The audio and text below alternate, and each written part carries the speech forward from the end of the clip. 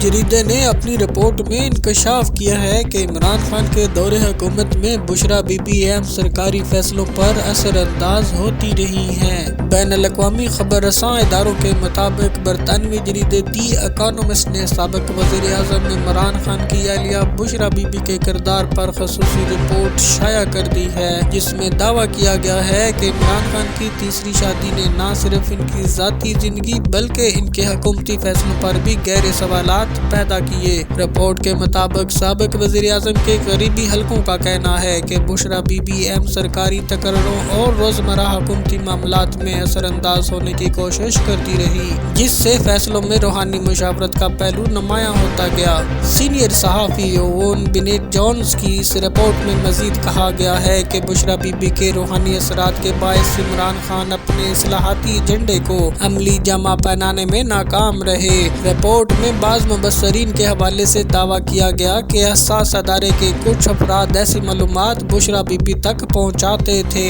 جنہیں وہ عمران خان کے سامنے گویا اپنی روحانی بصیرت سے حاصل شدہ معلومات کے طور پر پیش کرتی تھی۔ جریدے کے رپورٹ کے مطابق یہ تمام عوامل عمران خان کی فیصلہ سازی پر اثر انداز ہوئے اور حکومتی معاملات میں غیر معمولی روحانی اثر و رسوخ کی شکایات کو تقویت ملی۔